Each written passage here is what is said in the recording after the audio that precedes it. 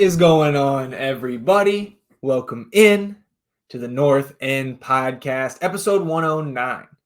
My name is Zach Graham, your host here in the North End, joined, as always, by my good buddy. He's on record as my best friend. His name is Ian Michaud, and we call him E, a.k.a. Lee James, a.k.a. Sebastian Drew Easy, a.k.a. Eastradamus, a.k.a. Pap E. Daniel, a.k.a. The Fashionista, a.k.a. Chili Willie, a.k.a. Joe E. Chestnut, a.k.a. Eon Stonkel. E, happy birthday, man. It is your birthday. How you feeling? It is my birthday. Feeling a little rough from last night. We went to the Lakers-Spurs game, went to go see Braun versus Wemby, but we ended up with Brow versus Wemby, which was an awesome battle. I mean, getting to see Wemby, the way he shoots it from three, it's terrifying. But Lakers got the win, which we like. It was a nice little early B-Day present. Don't say we. Oh, true, yeah. I tried to make your night as terrible as possible. Yeah. It's payback for your birthday. Oh, yeah. Yeah, man, I'm doing well. This was the week that we were looking forward to see, what we're going to be doing, the re-entry draft, some movement, free agency is open, all that good stuff that we've been waiting for so long and just trying to dig our claws through for the last month or so. So I'm ready, man. I'm excited about the signing. I know we got to talk about that. I'm ready to roll. Yeah, and I'll just maybe for your interest here, I just saw Mark Stein, mostly an NBA reporter. They're based out of the DFW area, retweeting from Panini America. So the card enthusiast in you. Thrilled to announce the renewal of their longstanding partnership with FIFA. So more soccer cards coming to you from Panini. I know you and I were discussing grabbing maybe some MLS cards for the holidays and trying our luck. We went to the card show last weekend, picked up some Austin FC cards, got that Johan Romagna jersey match cereal there. So that was fun. 99. 99. Yeah, dude, I would love to rip some packs for MLS. Panini isn't the best, but still, ripping would be nice. I know we were looking at the Topps MLS cards, I think. So we'll have to. We'll keep the people updated on our trading card exploits there. I'm sure they're very, very intrigued. Yeah, let's jump into some actual Austin FC talk here. And I think there are two news items that we're going to spend the majority of this episode on.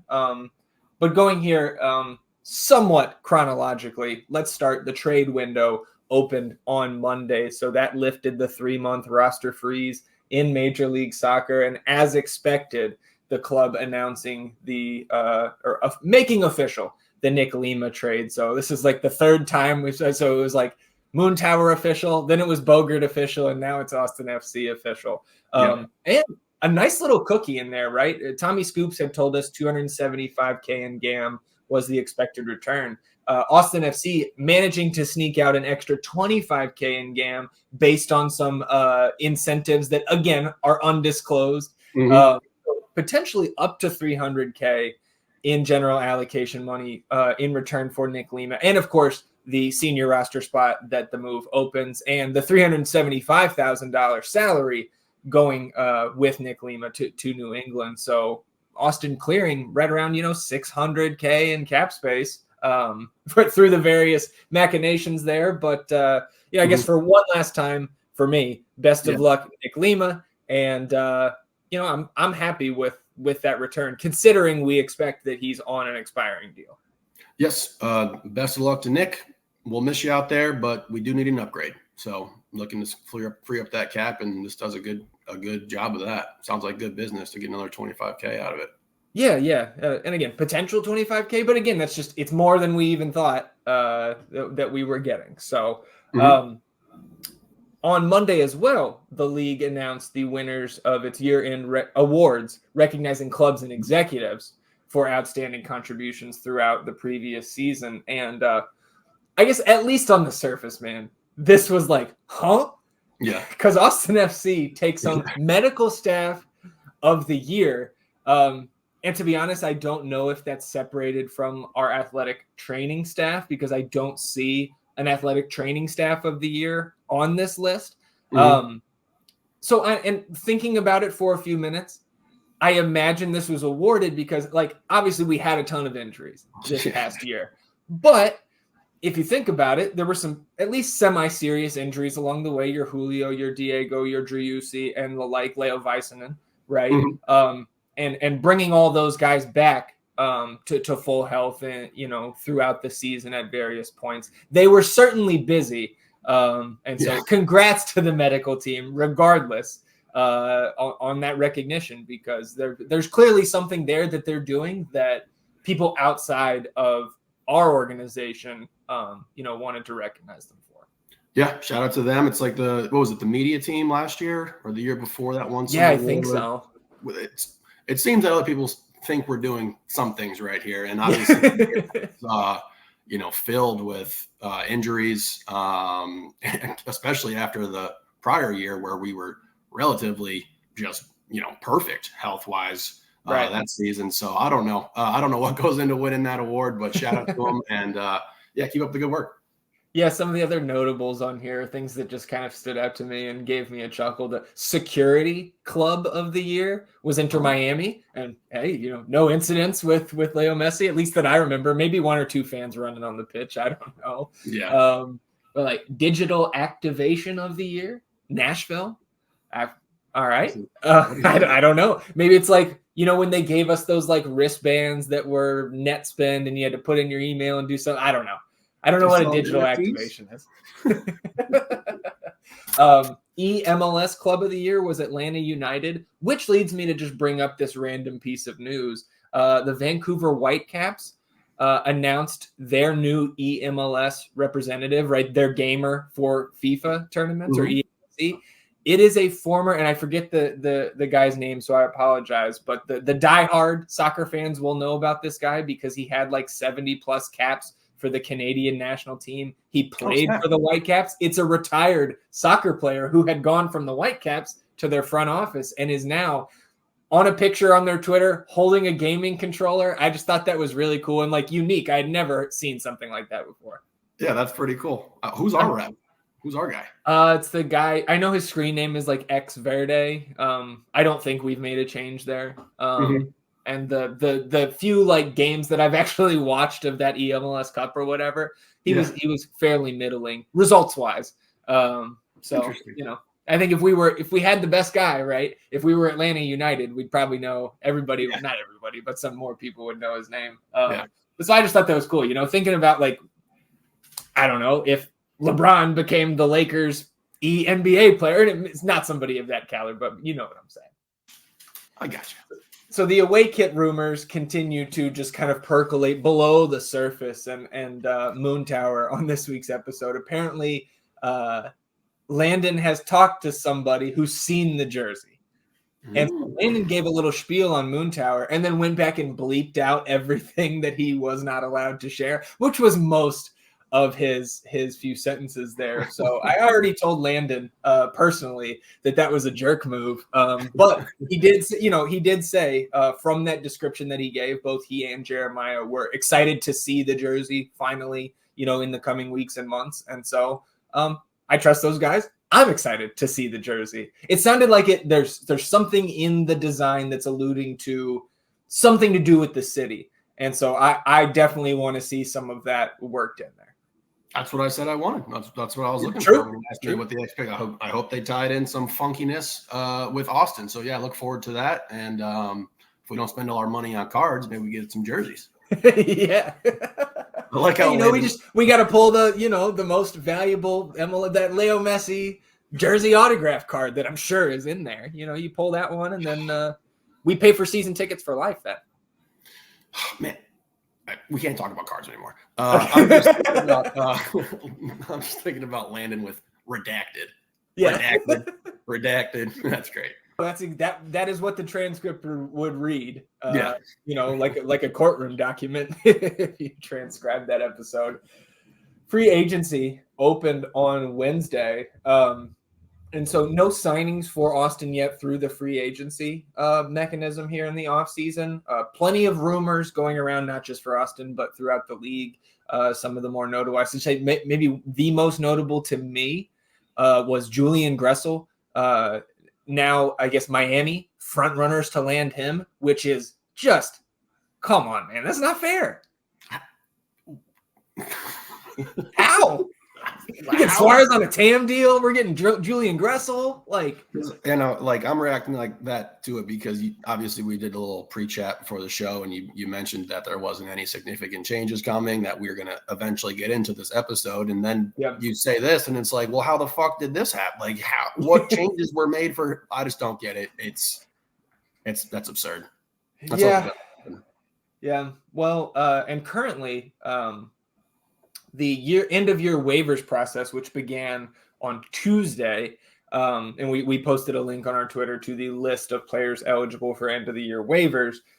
That started on Tuesday. That just concluded right when we started recording. So no alerts, no Twitter notifications quite yet from the team.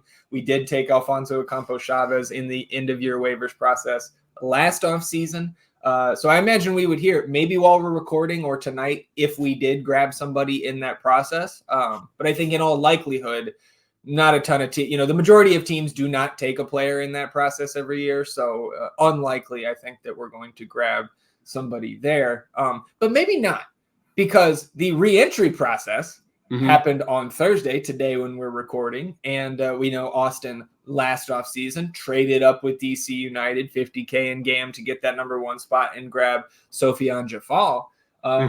So how about we run it back? Rodolfo Morel. And this is a 2-part process here, E, because there was a trade on Wednesday. So again, not having to do with free agency, but Austin sent Kipp Keller to FC Cincinnati, where he agreed to a 1+2 deal there. So a 1-year deal, 2 options for Kipp Keller, first team contract. So congrats to Kipp, new start, change of scenery.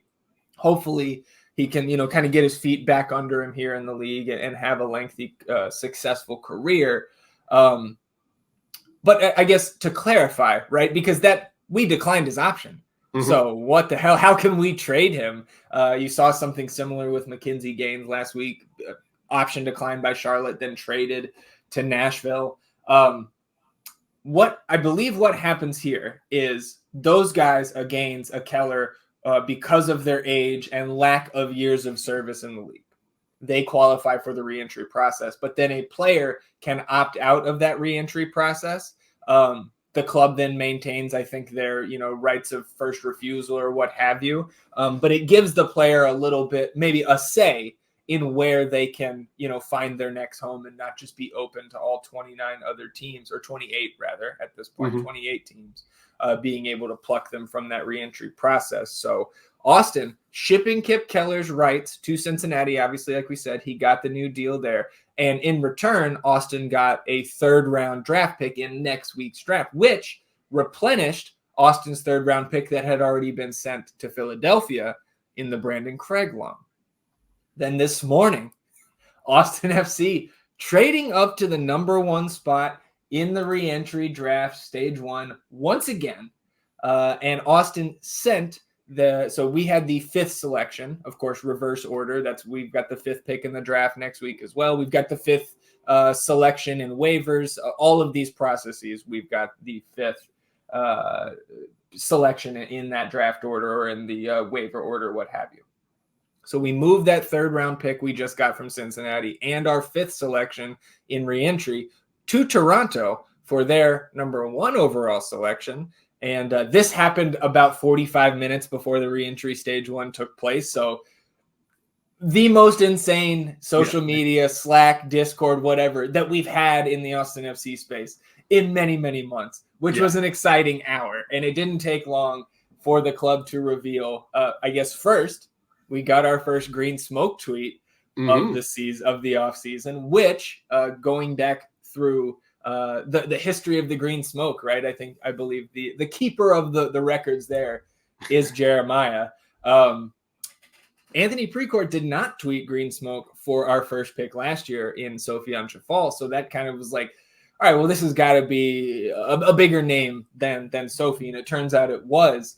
Austin FC selects former FC Dallas player Jáder Obrian. And so I guess let's talk about Jáder. Originally from Colombia. He's a 28-year-old, I guess you could say probably just attacking player, forward, winger, what have you. 94 career MLS appearances, 17 goals, 13 assists, last 3 seasons with FC Dallas. Scored an MLS Cup playoff goal against Seattle in that home match last month. That was game 2 of their first round series.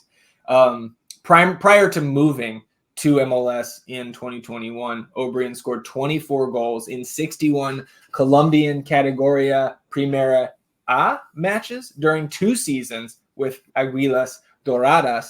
And so I think that is first division Colombian. So adding to our Colombian coffers there, Johan Valencia, Jáder Obrian, united here in Austin. Obrian will occupy a senior roster spot, unsurprisingly, and an international spot on the Austin FC roster. So he is going to take up one of those international designated positions. 5'5" attacking winger. I've watched a couple YouTube highlights of him, obviously seeing what FC Dallas fans had to say about him. It seems to me that his number one attribute is speed. I saw people saying he is going to be right up there 1A, 1B with Galley in terms of speed on this roster currently. So what do you think about this, man? Like, this is a guy that we know, we remember. It's not, there were guys like Chicharito, Douglas Costa, available in this reentry process. But I will add before I throw it to you, the club either has to pick up the option that was declined by Dallas, which would be $461,000 on the budget charge, or give him a new contract with, I think, a raise of at least $15K per year or 10%, I think, whichever is lower. So the club did not, I don't believe, let us know which is occurring here. I think off the top, I hope they're just picking up the option to kind of give us this trial year with Obrian, since he didn't cost us anything. We turned Kipp Keller from nothing into Obrian here. So what are your thoughts? Let's talk a little bit about our newest addition. Yeah, look, I'm happy to have him. Obviously, it's not the giant signing that some people expected, or the big splash player that people were looking to get, but I'm excited for him because one thing that was on top of my priorities this offseason was getting more players with pace, more dudes that we can get into the open field who can utilize their speed and hopefully create some advantageous, positions for us to be in. Now, he is small. He's small in stature, 5'5". That doesn't lay a lot of good groundwork for the crossing style that we play. But as we saw as the season progressed, a lot more of those line-breaking passes that we had over the top, particularly from like Alex or out of the back, was going into space where if you have a dude who can put those jets on and really go get that ball, then you're creating, some mismatches, some situations where defenses have to adjust because a guy's been beat. So I like it. I think it's a good depth add. Like you said, coming in at the $461K, I'm okay with that. It doesn't come with the, potential +2 or the, the added options on the end there where we're committing to him long-term potentially. So I do think that this is a good sign and gives us some depth with Emmy and Finley up there as well. And, I remember he's one of the guys who, when we've seen FC Dallas, either, in Dallas or at the Q, that stuck out to me, that I remember being like, okay, yes. And I saw his name this morning and I got him confused with Velasco. Oh, yeah. You were like, oh, shit. I was like, damn. And then remembering who he was again, jumping back into his profile, his FOTMOB and all that. I just remember him being an impactful guy who, he's a home run hitter, and he can take it to the house. And I appreciate that in a player. Yeah. He's going to put pressure on opposing back lines, which is not something that we did a lot last season. And I think he's not on some insane salary here. Nope. I don't think he's going to be, at least I don't envision him as this game in, game out starter that we're expecting 30 plus starts from.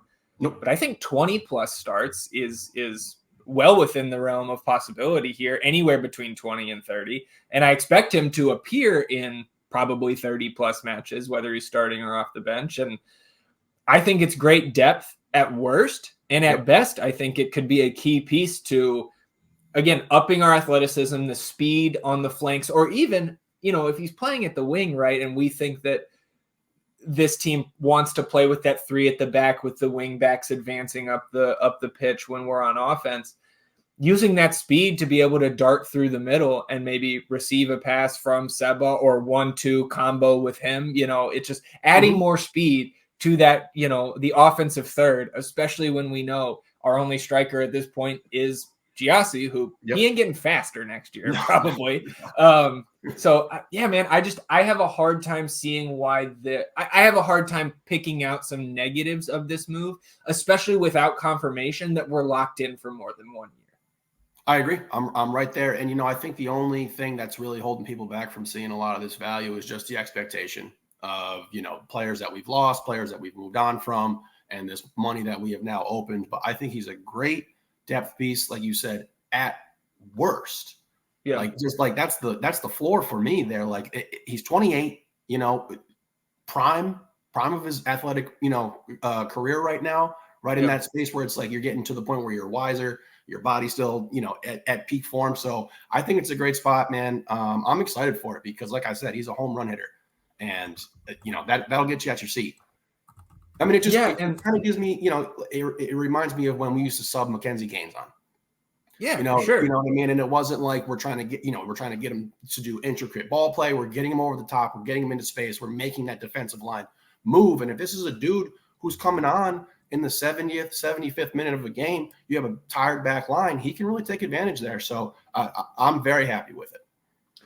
Yeah, and obviously it's also just bolsters. Go ahead. I'm just going to say in the context of who was also available, right? Like, we've seen the Chicharito float around, and that does not work. That is not what we would be looking for here. Like it's an aging striker, one we already have, coming off a significant injury. And he's got to be 34. I think he's 35, and he's coming off the ACL. An ACL. So that is just very high risk. Whereas this situation is very low risk with potential high reward. So I think it's good business. Right. And that's the thing about the reentry, right? Is we would be on the hook for a DP salary from a Costa Chicharito. Like we just literally could not pick those guys unless there was a simultaneous move. Like, and I guess I don't know this for sure. I don't know if they lift, like if it's a soft cap during the off season and you just have to be in compliance by a certain date. Like, could we get a guy could we have drafted Chicharito, had that fourth DP on the roster, and then just figured out what to do with Alex Ring or Rigoni later? I don't think so, but I don't know for sure. Yeah. Obrian, 2 of his 3 MLS seasons, he started 61 of those 94 appearances for Dallas. Only 15 starts in 2022 where he had 6 goal contributions, but double-digit contributions in 21 and 23. Those are like Ethan Finley type numbers. And so you've got a guy who kind of profiles like that, right? A few years younger, and adding him to the mix with Ethan and Rigoni and CJ. Like, I think we've got, now you're 2 deep on each wing.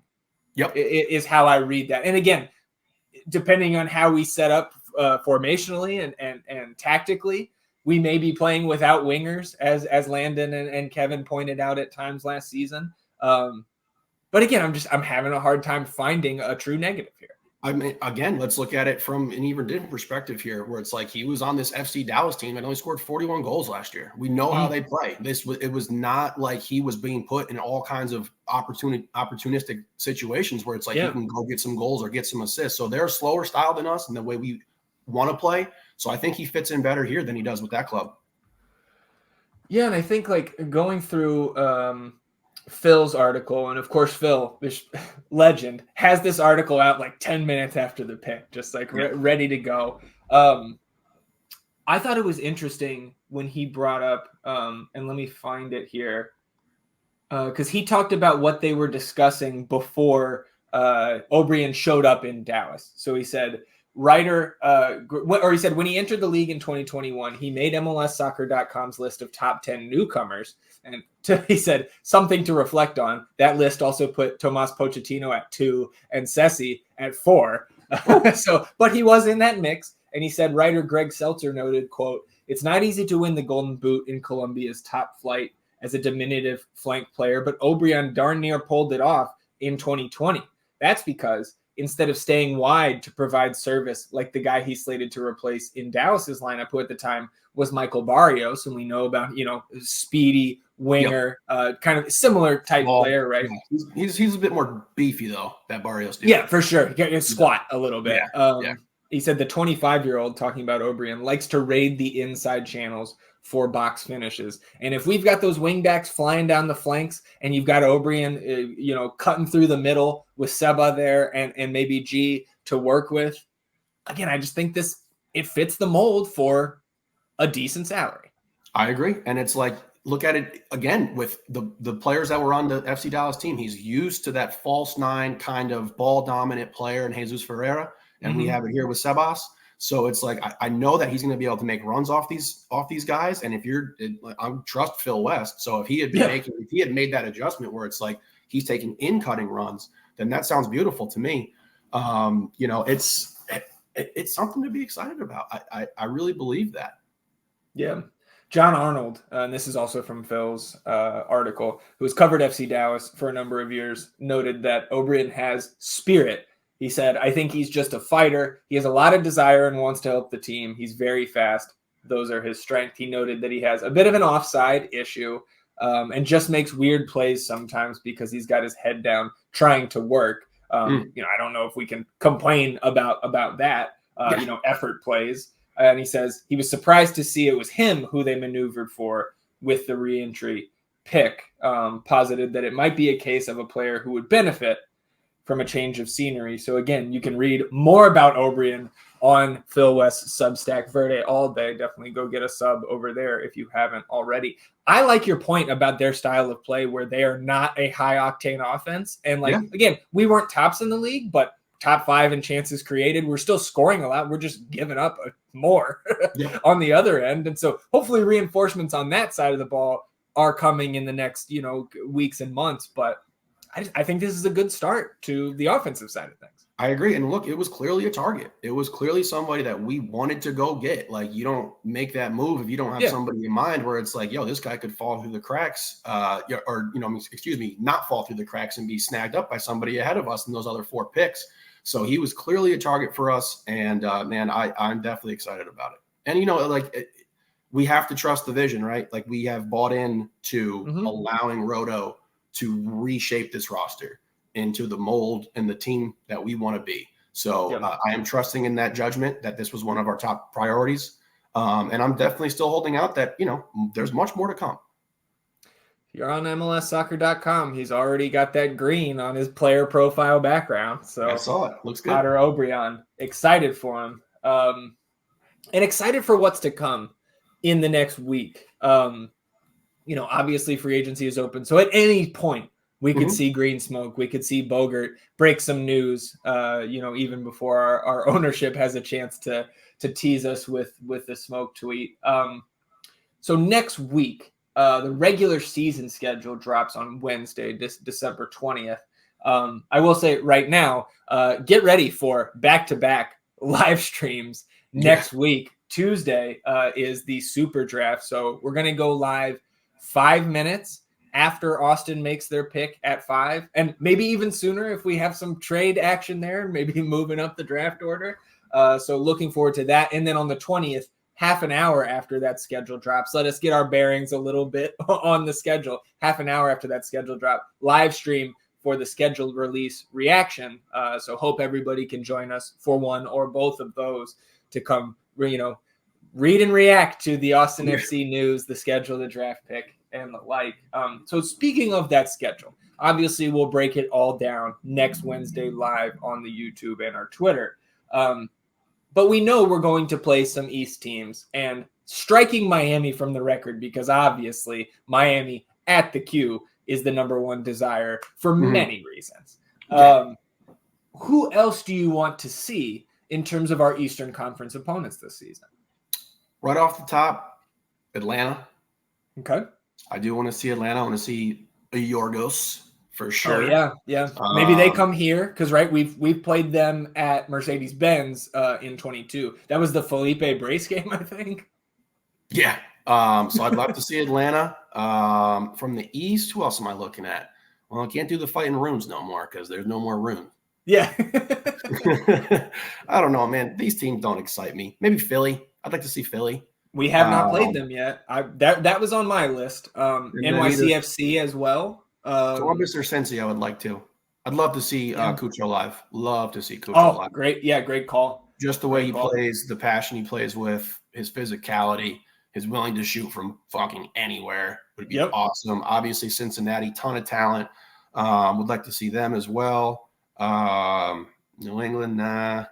Red Bulls, no thanks. Yeah. You know, maybe NYCFC. How about we bring Nashville back to the queue and have an old school Driussi Hanny showdown? I saw them. I thought that they might make my list, but we're not rivals with them anymore. Like, I'm over that little scuffle that we had between the two clubs there. It's done for me. Okay. Yeah. Well, and how, like, obviously we know in the West we're going to play everybody twice. And I believe still, since we're on an odd number of teams, we're going to see two teams 3 times. I hope it's not Dallas and Houston again. Just keep that Copa Tejas, or give make those teams play a 3rd time as well, so we can count all the matches.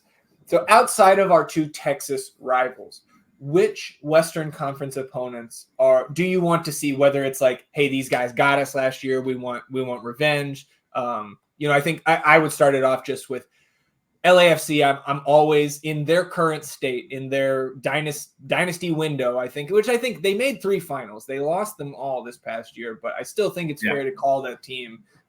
Their window for a dynasty in our league is still very much open. So that's where I would start. They're top there for me. St. Louis, just because I want to get those fuckers back. For certain. Minnesota. Pookie, obviously Reynoso. I just enjoy watching those guys play. I know that they came here last year, right? Yeah. Oh yeah. Pookie was not on the team yet. That's right. That's what I was. And Reynoso was still out, right? That's right. Yeah. But, so definitely Minnesota, because I like watching those dudes soccer. Dudes soccer. I was gonna say those dudes hoop. I like watching those dudes soccer. There's your episode title right there. Yep. RSL. Chicho. Yep. Would love to see him too. So yeah, those are the ones on my list. And then obviously the ugly orange team.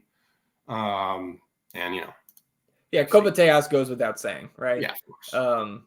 I think in terms of like a road trip, I think Pacific Northwest would be fun. Go up there to Phoenix's neck of the woods, right? Go to a Portland match there, or go to Seattle, something like that. And I will second your St. Louis shout as well. I think we've made one addition, right? But I'm ready to say it. We're gonna beat those guys at least once next year. All right. They've never been that good. All right, so Wednesday the 20th, our schedule release live stream coming the day after on Tuesday the 19th, the MLS Super Draft live stream on our YouTube and Twitter accounts. We know from Don Garber, right, MLS commissioner, his State of the League address, which happened, I think, the day before the Cup final, which I guess, by the way, congrats to the Columbus Crew defeating LAFC at home for their, I believe, 3rd MLS Cup title and 2nd in 4 years. I believe 4 or 5 years. They won in 2020 as well. Don Garber to get 3, or only the 3rd team to get to 3 titles, or 2nd? I think 3rd. But I'm not. I mean, Galaxy are up there, right? And Seattle. Let me see. Reds, I mean, you would think maybe some of those original teams, the Revs or DC. The Revs were dominant for so long. But list of MLS Cup finals. Yeah, big shout out to Columbus. Stop being mad at us now, y'all. Like, let it go. You guys won. We're not your enemies. Let it go. You guys, you got the star. We're looking for one. It's over. So live history. Nashville beef over. Columbus beef over. Declared it's by done. the North End Podcast. Done. 2 rivalries will be born next year.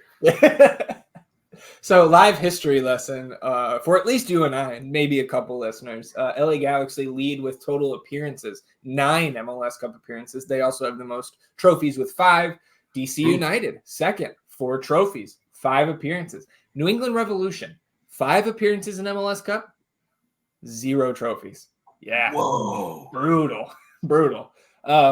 And the Crew, you were correct. 3rd most trophies with 3, leaping over Dynamo, Sounders, SKC, and the Quakes with 2. Nice. So there you go. Congrats to Columbus. And I got to be honest, man, I was really happy to see them take it home instead of LA. Oh, I was thrilled. And Darlington gets his flowers as he so deserves. Yeah, they had a great team, man. They had a really fun team. I really enjoyed their team. Yeah, it was fun. That young keeper, he's a stud too. Schulte, yeah. Yep, he's a stud. He made some big saves that Of game.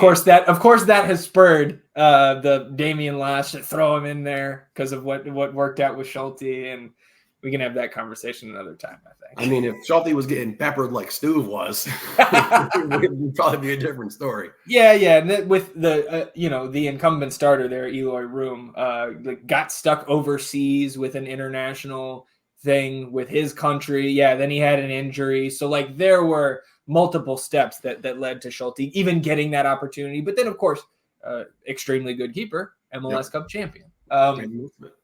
So out of that, all that to circle back around to Don Garber's State of the League address, where he delivered us a bunch of bullshit news here. We're supposed to be taking a step here, and I understand. And to be honest, I have this pulled up in a tab. Paul Tenorio of The Athletic wrote an article about the kind of the competition committee, I guess, is for lack of the actual term escaping me at this point. And what's going into their process and trying to grow the league over this next 2-year window. It just doesn't seem, again, I have not read that article yet, but it's they're putting the brakes on this year. And I know that there was a league meeting this morning, and Don Garber is supposed to speak to the media at some point today. But what he told us last week, no plans for a 4th designated player, no plans to expand the league beyond 30 teams. Again, San Diego coming in year after this one in 2025 to make 30 teams. And then there was a rumor coming out of that, right? That they were going to change the requirement to have all 3 U22 spots available to a team, take away that max TAM or young DP qualification so you could have 3 full DPs and all 3 U22s, which is okay, that's a decent compromise there. Tom Bogert today says, no, there are no changes to the U22 initiative slot rules for 2024. Decoupling the two, though, having 3 of each no matter what, was discussed in league circles, but not going to happen. So I'm not sure if that news is coming from a source from him out of that meeting, whether Don Garber has already spoken to the media and more of that is going to trickle out after we finish recording. But, man, no 4th DP, no U22 changes. What the hell? Yeah, that's a bummer. Obviously, we don't know everything that goes into those discussions and, the committees and what's at play there. I know that the league, has had financial issues in the past. And, I'm not sure if they just want to go gung-ho here and just let it rip with the messy news and getting some more eyes on this league. Turns out they don't. I definitely thought some sweeping changes were coming, and I was excited for them. But yeah, I don't know why all of these things got shut down. It's definitely disappointing. Yeah, and I think, obviously there could still be, I do expect them to announce some changes because Garber did say last week, he was like, I think we're going to have some changes that you can get excited about. Not yet, but, maybe expanding the number of roster spots, something like that. I imagine by the live stream on Tuesday, we will have additional information. But it's just not looking like super fun time right now. Nope.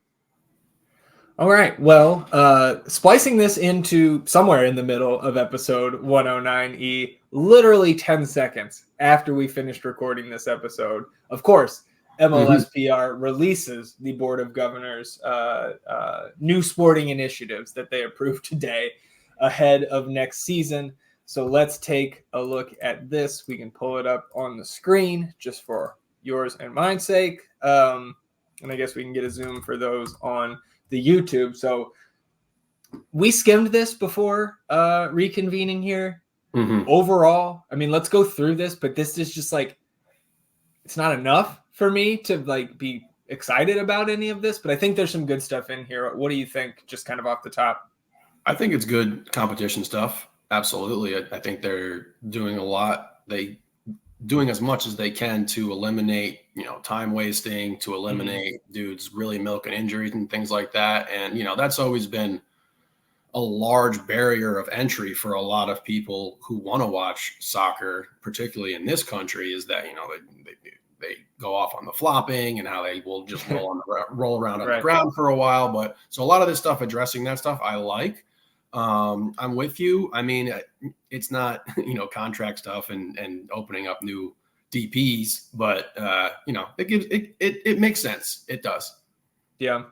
So, I mean, like, I imagine we get some of that, what I would deem like the cool stuff next year. I don't know, man. Yeah. I mean, the thing with the fourth DP thing was like the only time it actually gained traction was just on the internet with people running around with it, like running wild with it. It's like there was never any sort of like inclination that it was actually going to go like that. For sure.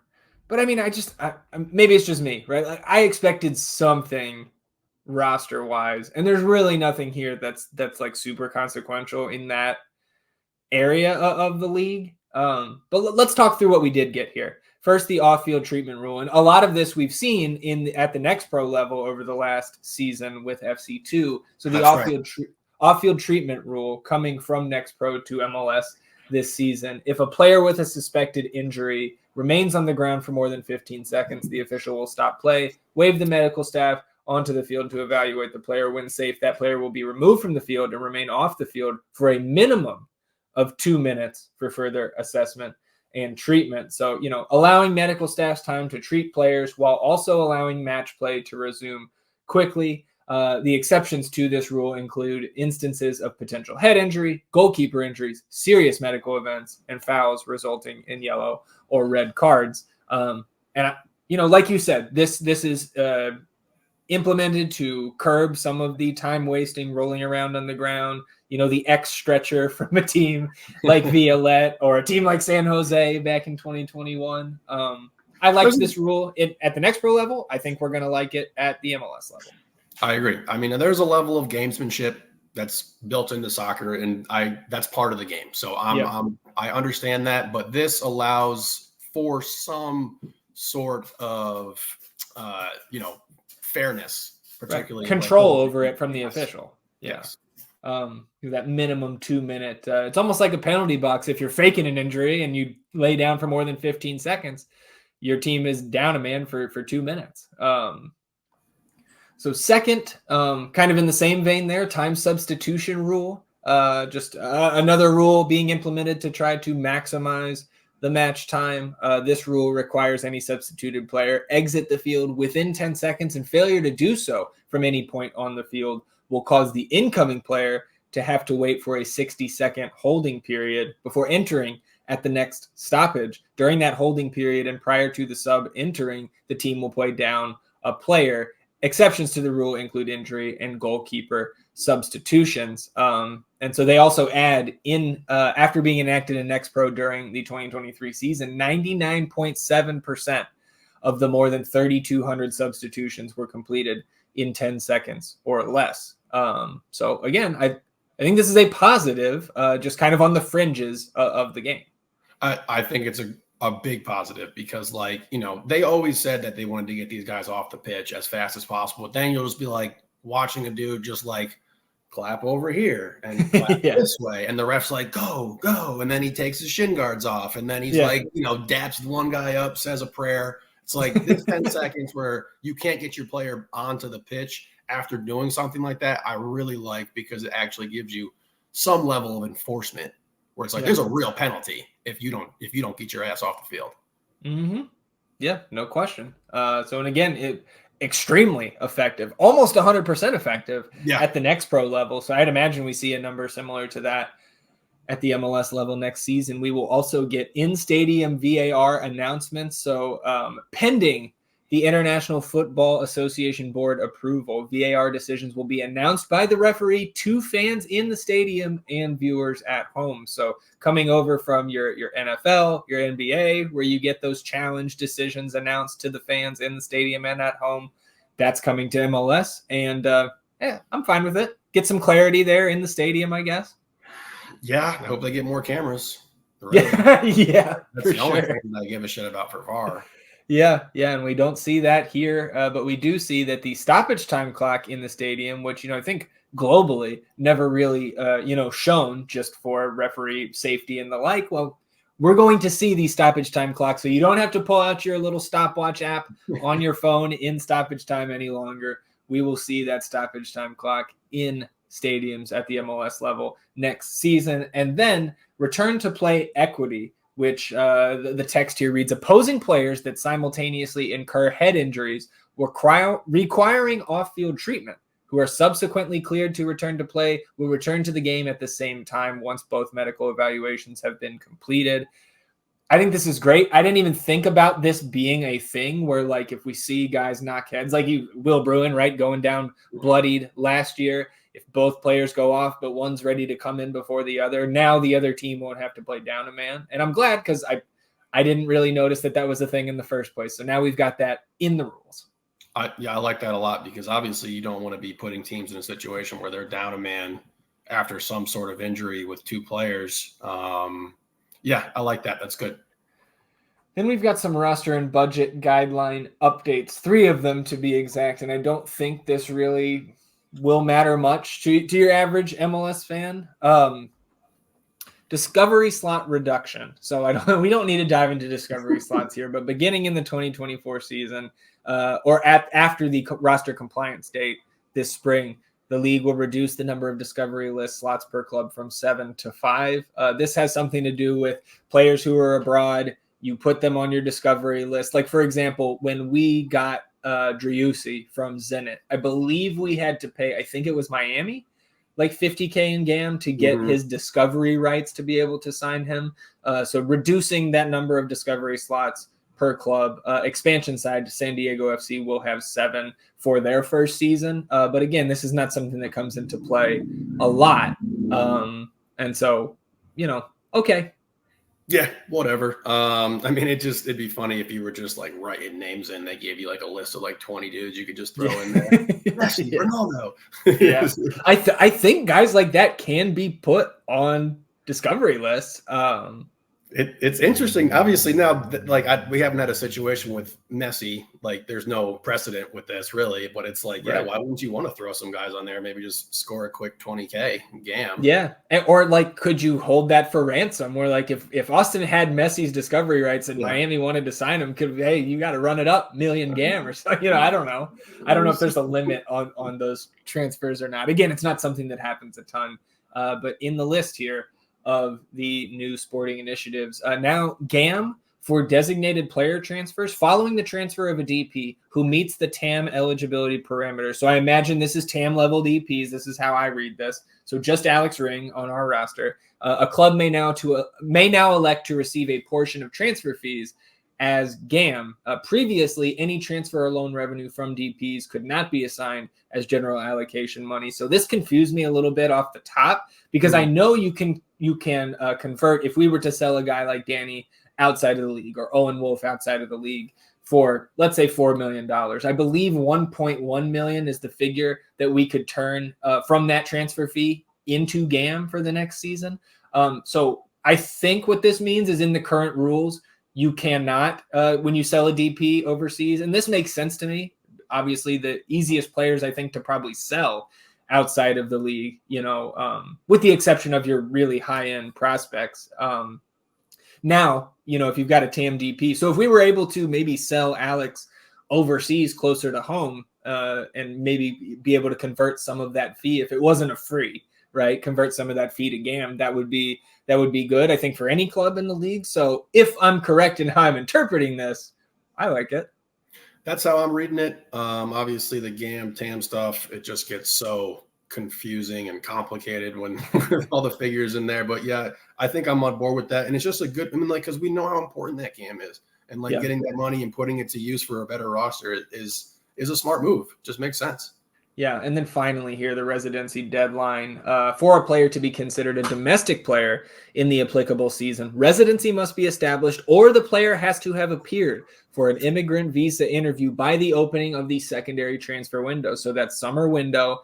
How I read this, just using an Austin example, Johan Valencia last preseason went back home, got his green card throughout that process in the preseason. But so how I read this is the team could have made him a domestic player, taken away that international designation, as long as he had gone home or wherever he has to go in the States, whether it's South America, it's here, whatever.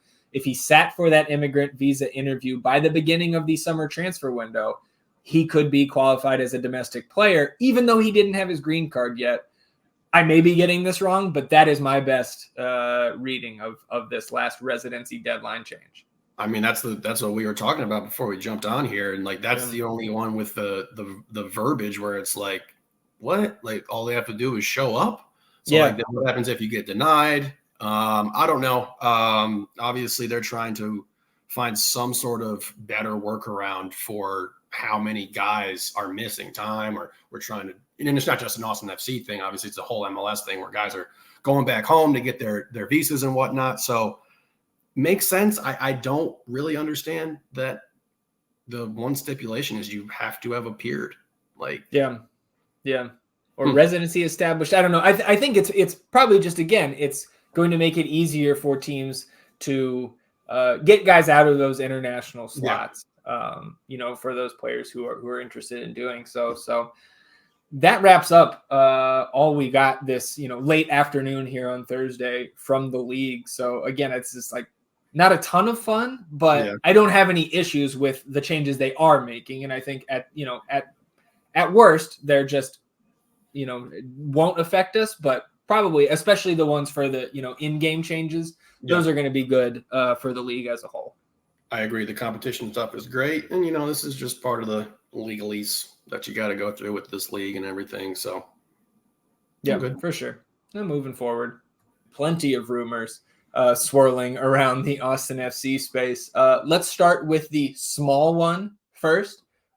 Rave Green TV, which is a Seattle outlet. I think it's fan run, I believe. Similar to like Are We Are Austin TV. I think Rave Green is kind of that to the Sounders fan base.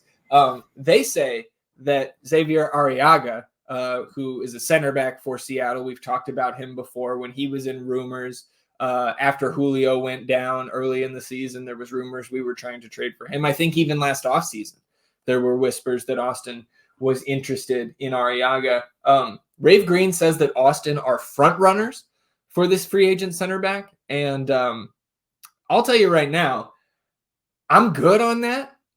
Mostly for his off the field stuff, because I know right when the trade rumors were happening in the spring, he posted a homophobic cartoon and then to put it nicely, half-hearted apology onto his social media accounts.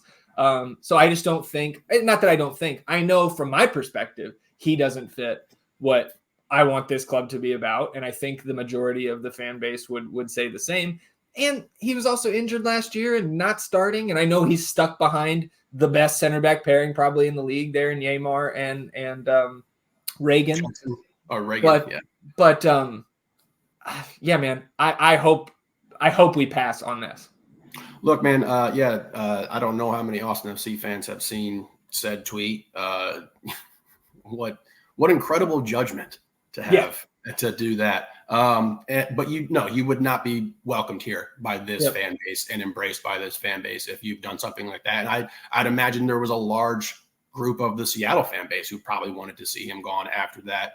Again, injured. I don't think he's a huge upgrade over the three guys we rotate right now, obviously with Leo being at the top of that class. We need depth stuff. I understand that. We need veteran guys back there who we can count on, especially if we're moving to this 3-back system. So we're going to have depth at center back, but this is not it for me. Yeah, and again, from just the team building perspective as player profile, I would absolutely take a guy like that in the rotation. That's probably the profile of player that we are looking for. Just there's got to be more center backs in the world, or even just in this league, right, that we can get to fill that spot and not have to deal with that type of off the field stuff.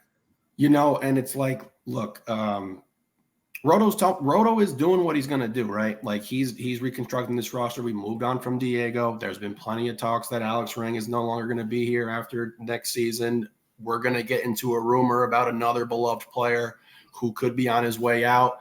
And, as much as I am trusting in that process, I can also understand where it's like you start to trade a lot of these fan favorite guys and the results don't come.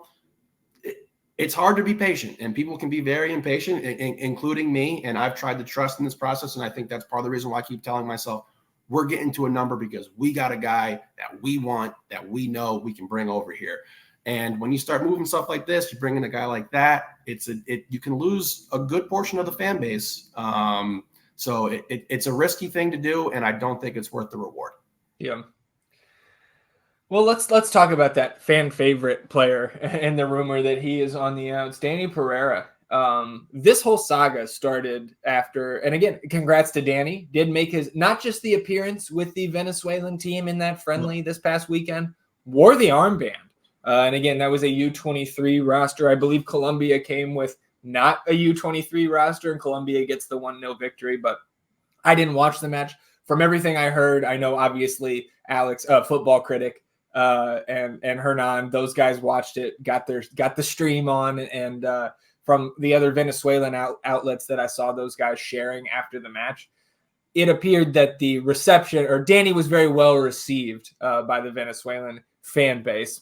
Unsurprising, obviously, to us, but it was good to hear that he had a good outing because we know about his ambitions to continue building his national profile there in his home country. But this is where the fire started. After the match, he's doing media, and a Venezuelan outlet asked him, is he going to be with Austin next season? He said, I think yes, but I'm not sure. We'll see. And again, answered in Spanish, but those who are fluent said as much, like, yeah, he's not mincing words there. That was not a yes 100%. And then the next day, We Are Austin TV tweeting out the rumor that says 4 teams are suitors for Dani Pereira, with LAFC leading the way. Other teams included Miami, NYCFC, and the Columbus Crew. So, just the highest profile clubs in the league.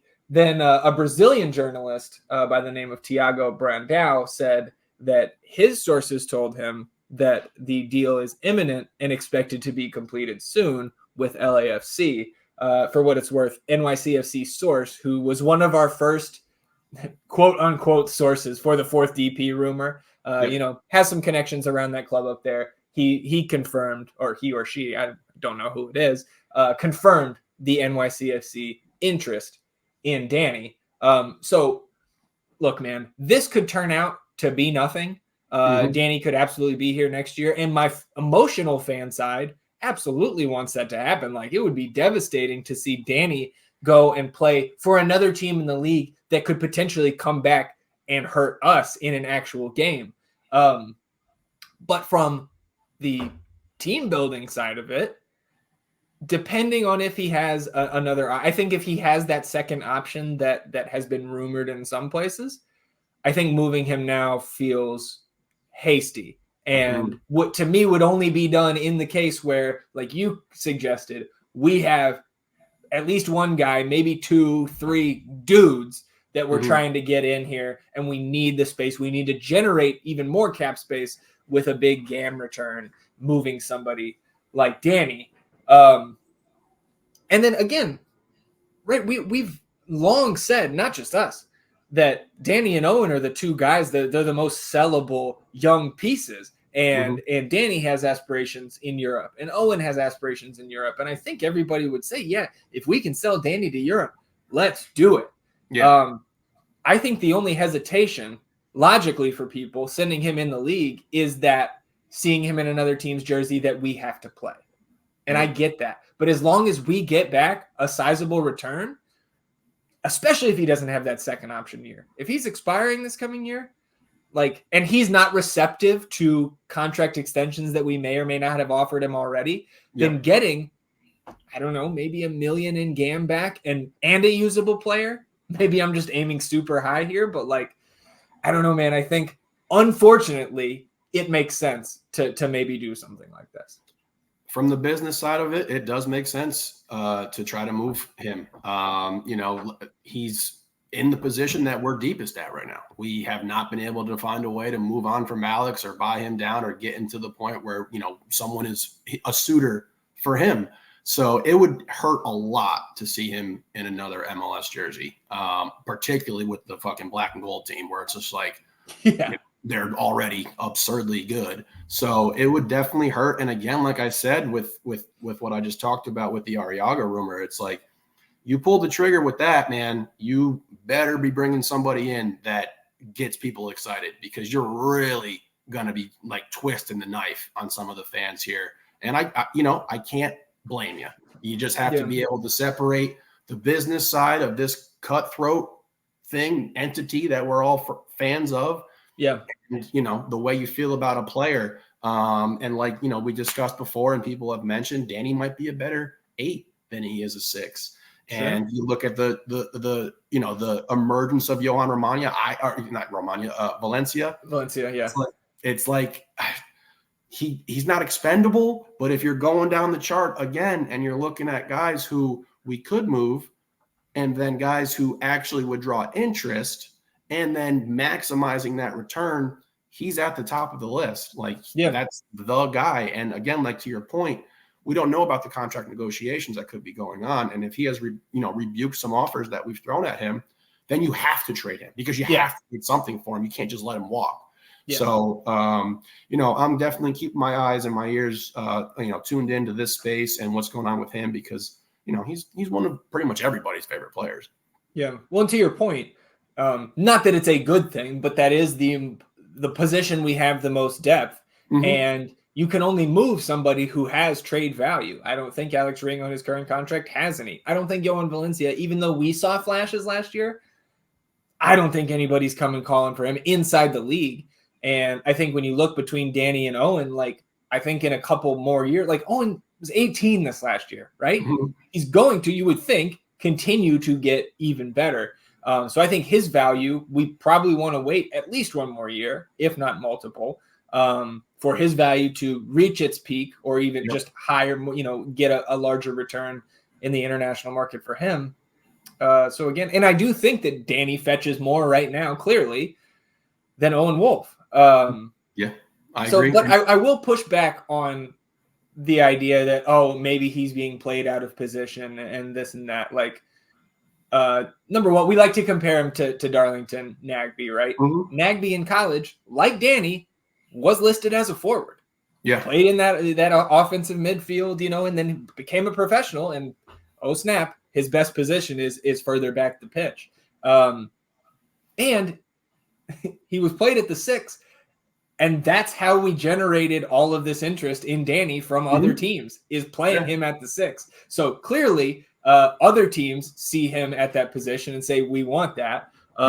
So I don't necessarily buy into the idea that Austin has been misusing him. I think we could have last year seen a lot more Alex Ring at the 6, Dani at the 8, if we weren't in the situation that we were in, whether it was the injuries and Alex having to play center back, Alex being injured himself, or again, the part that we don't know is what was that auto trigger and was the team trying to avoid that contract, that clause triggering this offseason. So obviously we'll continue to follow this, talk about, all of the rumors that come across the timeline in relation to Austin FC. But it was certainly a gut punch to start, rumor season here with Dani potentially being on the move. But I guess to close it out here, let's say he moves to LAFC. What do you think a potential return could look like? At least that and we'll try to stay with some sort of, in the realm of being realistic here. I think what I sent to you the other day was, get a player back. I don't know, like a guy like Palacios. We've talked about him at length. We would love to get Diego Palacios. There's been some banter about Kellen Acosta, who's a free. Both of those guys are free agents. So LAFC doesn't have their rights to trade them. And I don't know if there's a sign and trade mechanism in MLS. I imagine not. So can we maybe get one of their young players back? We have U22 slots open, and we have a max TAM DP to keep those spots open. So a Stipe Buke, Mateusz Bogusz, somebody like that. I don't know. Obviously, getting a usable player back or not would affect the GAM return. I think without a player coming back, we need at least $1 million in GAM. Like, we need that Diego plus some type of return.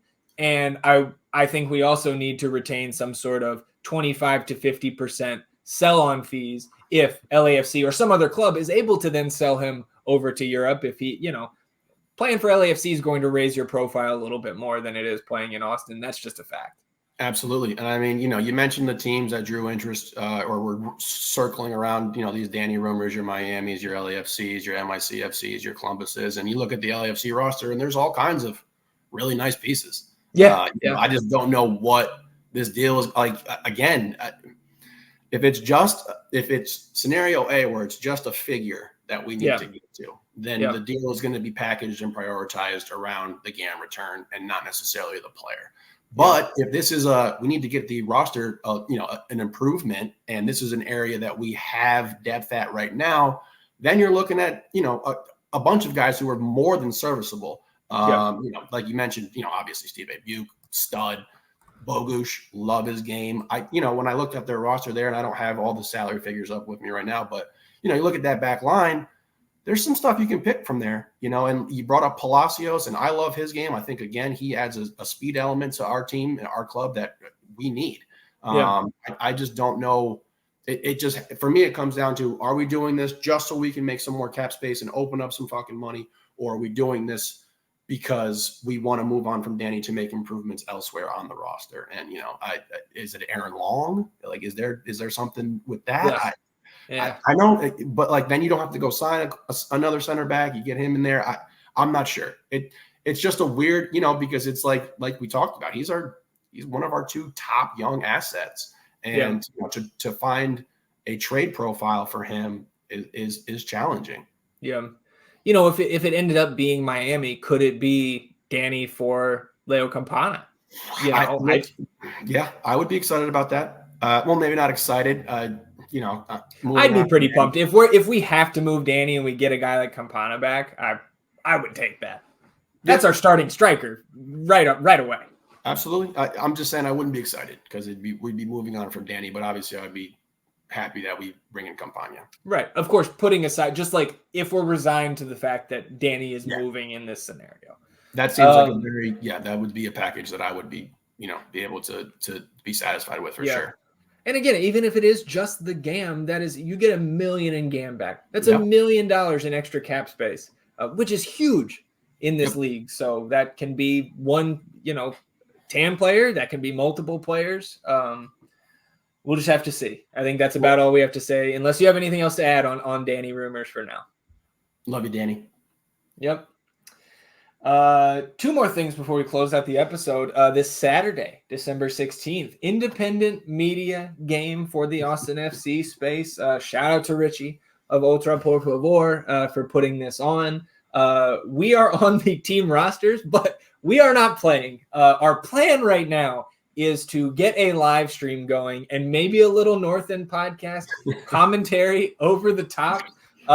You're going to see on the pitch, you're going to see members of Ultra Por Favor, Texas Ring of Fire, We Are Austin TV, Moon Tower Podcast, The False Nine, Phil West, the Verde Minute is going to be there. Vanilla Mexican, our boy, going to be there. The Verde Pendant. Evil Mopac is on the roster. So going to be, I guess, a who's who of the space. So if you are fans of any or all of those folks, as we are as well, make sure you tune in. We're hoping to get that stream up and running.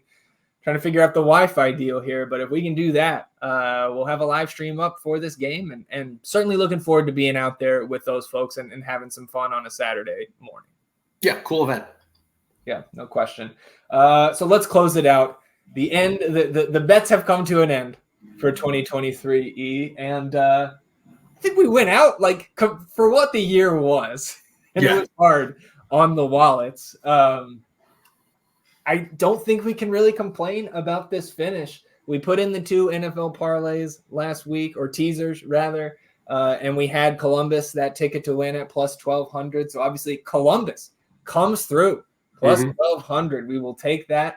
You came up just short on your 3-way teaser. Philadelphia failing us for the 2nd straight week, but my 5-unit teaser does come through in, oh my God, by the seat of our pants. New England and Pittsburgh, 39 points, coming up just short. And they had 39 points with 8 minutes to spare. Like it was for sure going over. And then, by the units God's grace, we snuck it out. So in the final week of our bets for this season, we added 12.17 units because, of course, we put in 4 winners bets. Got to take those 4 units off. So plus 12.17 units on the week. It's our best week of the season to close it out. So you got good vibes heading into 2024. That brought us to negative 35.92 units on the season. And compared to where it was last week, we will take it. We will absolutely take it. Anything else for you before we get out of here on episode 109? Happy birthday to me. Yeah, happy birthday to E. And we appreciate you tuning in, sticking with us here on episode 109 of the North End Podcast. If you've got 5 extra seconds to rate, review, and subscribe to the podcast wherever you get your podcast, we would greatly appreciate it. And make sure you drop the North End Podcast to all of your Austin FC friends. Help us grow the podcast in that manner. And if you're watching on the YouTube channel, hit that subscribe button, hit the notification bell to know when a live stream pops up next week or a new episode goes live. And of course, on this episode, hit that thumbs up, like the video. Help us battle the YouTube algorithm overlords. Atone for your sins. Wash yourselves clean in the swirly margs of the North End. We will be back on Tuesday with the MLS Super Draft live stream, 5 minutes after Austin FC makes their 5th pick, or sooner if we get some trade action. And we will see you again on Wednesday following the schedule release, half hour after that schedule drops, going live on the YouTube and Twitter pages. Excited for that. Enjoy your weekend, and we'll see you back here next week on the North End Podcast. Until then, he's E. I'm Zach. Vamos Austin FC, everybody.